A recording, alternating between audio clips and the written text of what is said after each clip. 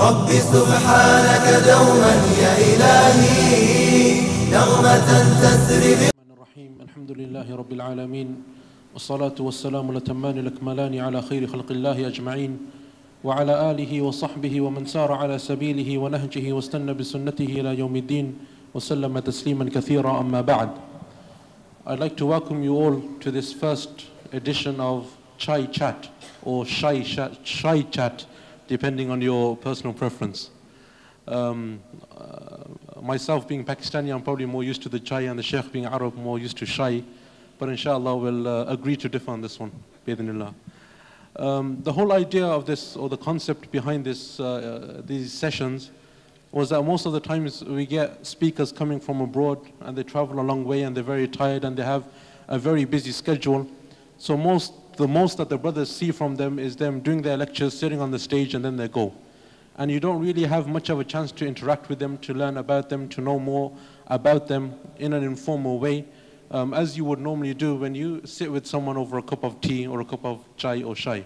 So the whole idea was to, inshallah, make it more accessible for you.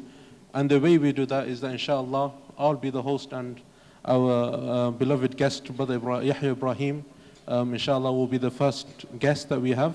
And inshallah, then we have Sheikh Asim waiting eagerly to come and participate with his cup of chai as well. So inshallah, the format will be that I will be asking the questions, inshallah. And since it's the first time that we're doing it, if things go wrong and Sheikh Yahya starts asking me questions, then we know that we need to put an end to it, inshallah. So the first thing that we want to start off with, Shaykhana Jazakallah Khair, is really just a bit about yourself. And in particular, I think what would interest a lot of the brothers and sisters here is how you started to practice the deen more, how you came into this line of da'wah. Jazakallah Khair. Alhamdulillah wa salatu wa salamu ala Rasulillah sallallahu alayhi wa sallam wa ba'd. Alhamdulillah, I came from a religious family. My father and mother, they prayed and, you know, they did their obligations to Allah. I lived in Toronto from my very early years. Toronto, when I grew up, was a city that didn't have many Muslims. Alhamdulillah, now, in the city of Toronto, there's almost 500,000 Muslims, 400,000 Muslims, in a city of 4 million people, 5 million people. Almost 1 out of every 10 people is Muslim. But when I grew up, it was just my brother and I who were Muslim in our whole school. And I remember vividly being teased when we were in 4th grade or year 4. We'd be fasting and, you know, the kids would say, "Ooh, do you want some water?" And, you know, "Why can't you drink?" And, "Why is your mom wearing a curtain?" And, you know, "You're a Paki." And I remember coming to my mom and saying, "But we're not from Pakistan. Why do they keep calling me that?" And it was a struggle. But alhamdulillah, we grew up in a loving home and nothing overly religious. My brother and I, we memorized Juz' Amma, you know, just like normal families. And when I was about 15 or 16 years old, I came to the masjid for Taraweeh prayer, Masjid Tariq. And there was my first teacher. May Allah subhanahu wa ta'ala have mercy on him. He passed away in the Hajj 11 years ago. Sheikh Hamid Jabir rahimahullah. He was leading the Taraweeh prayer and then he paused. And I think it was Surah Al-An'am, I remember it. And he said, the person that will continue leading the prayer is Hanif Noori, a young Pakistani boy, 15 years old, my age, same year in high school. And he's just finished his Quran memorization. I was like, wow. And this, you know, subtle, young, small, young man stood up and led the prayer with 2,000 people. And I said, wow, I want to do that. And subhanAllah, the same thought came into my brother's mind. And the next day or a week or so later, we started memorizing the Quran. And my brother beat me. He did it in 13 months. And huwa ahfadu minni. He's more strong in his memorization than I am. Allah yahdina wa yahdi, Allah give him guidance and excel him in that. And then I wanted to know what it meant. But that was my first taste of learning. Wanted to acquire something that brought me closer to Allah subhanahu wa ta'ala.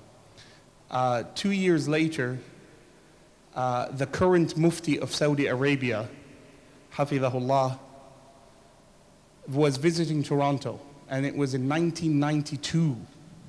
This is Sheikh Abdul Aziz al-Sheikh. This is Sheikh Aziz al-Sheikh.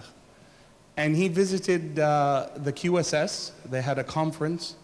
He was with Sheikh Muhammad al-Tuwajiri, Sheikh Muhammad Hassan, names I had never heard. And Sheikh Muhammad Hassan led the prayer. Muhammad Hassan, who's from Egypt. And he led the first rak'ah with Surah Al-Kahf. The ayat, the last 10 verses of Surah Al-Kahf. And the second rak'ah, he led all of Surah Qaf. And everyone cried. And I was like, wow, subhanallah. And Sheikh Saleh, I remember him sitting in the office in the masjid. And I said, Ya Sheikh, and my Arabic was broken. Urid ata'allam. That's all I could really come out with. He said, Ta'ala indana fil Qasim. Come visit us in Al-Qasim. I don't know where Qasim is. Don't know anything about it. And at that time, Sheikh Muhammad Hassan was a student there and was a da'i there. And he happened to be Egyptian. My father took down his details. And that was my first trip abroad that summer. So from there on, every summer, I would leave high school and university and go to Qasim and Cairo for studies to learn what the Quran meant. And that's how I first began to learn. MashaAllah. I think one of the things that I think a lot of brothers will be interested in, and most people probably know this, is that MashaAllah, over your time, either in translating or attending conferences, you met a variety of personalities, either from the Arab world or from the Imams of the Haram or many Mashayikh. Is there anyone that would be very inspiring to you, the most inspiring personality that you would say was a role model for you? May Allah subhanahu wa ta'ala have mercy on him.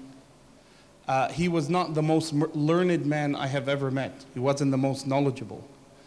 But from what I experienced from him, he was the best of character from the people that I had an opportunity to know personally. It is my teacher, Sheikh Muhammad Safwat Nuruddin. May Allah subhanahu wa ta'ala have mercy on him. He was the leader of Ansar al-Sunnah in Egypt. And I remember one incident, 1996. And I was translating. And I arrived to the conference before he did in Texas.